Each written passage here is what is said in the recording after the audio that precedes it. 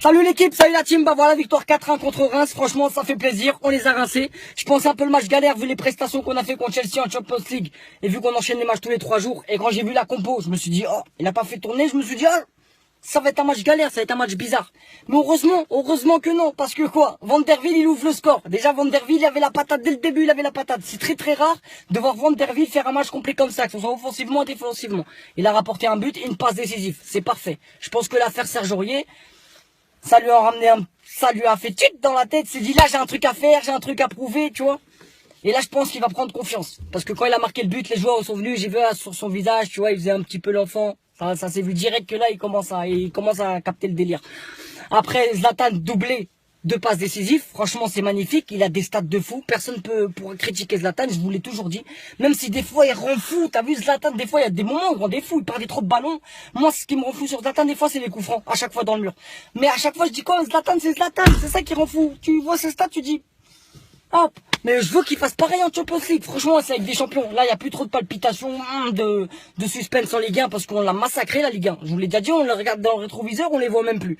Le deuxième, on a 27 points. Mois de mars, ça se trouve, on va être champion. J'espère qu'on va être champion pendant mon anniversaire, ça serait le plus beau cadeau. Mais franchement, ça m'a régalé. Cavani l'a marqué, il va prendre confiance en lui.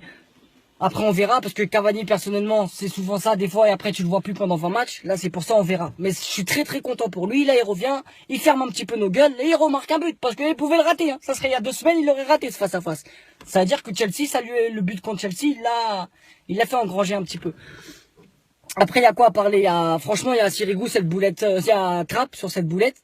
Après, bon, heureusement qu'on gagne, parce que si on perd ou on fait un match nul ou un match cruel, la Trapp, il s'en prend plein la gueule.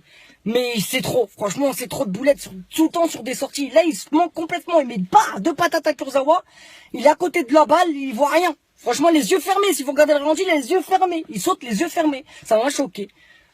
Mais voilà, c'est rien, franchement c'est rien, on a l'habitude, c'est rien. Mais Sirigu, le pauvre, il mérite pas tout ça, Sirigu, on l'a mis pour 2 boulettes. 2 boulettes en Ligue des Champions la saison passée, il a goûté le banc, il a goûté un buzz médiatique, mais vraiment négatif. Là, il mérite de jouer au moins ces matchs de Ligue 1, pourquoi? Parce qu'on a une avance de fou, il peut se permettre des fois de jouer comme ça. Douchez, ça le fait croquer en Coupe de France, Coupe de la Ligue. Et il crappe les trucs, il varie Ligue des Champions, ou Ligue des Champions, tu peux laisser Trapp, mais au moins, pour qu'il soit fort encore mentalement, Sirigu, laisse-le un peu faire des matchs de Ligue 1. Laisse-le. Sirigu, vous le mettez sur le banc comme s'il était pourri. Sirigu, il est pas pourri. Je suis désolé, Sirigu, il est pas pourri. Faut pas oublier tout ce qu'il a fait, Sirigu. Attention, il porte Paris vraiment dans le cœur. Mais bon, on retient que la victoire, on est à l'aise, on a l'habitude de gagner. De toute façon, je pense que si on perd là, on sera un petit peu bizarre. Mais l'objectif c'est de pas perdre. Alors si on perd pas, imaginez on perd pas depuis le début de saison, on n'a pas perdu attends, depuis quand? Ça a pris depuis quand? Le mois de mars dernier, ça va faire 1 an, ça va faire bientôt 1 an qu'on n'a pas perdu en Ligue 1. La dernière défaite c'était contre Bordeaux. Tu vois, c'est pas extraordinaire, c'est pas magnifique. Après ils vont dire ouais mais c'est normal le budget de Ligue 1. Non poteau, c'est pas normal quand tu regardes Leicester en première ligue. Tu vois ce que je veux dire? Non, c'est pas normal.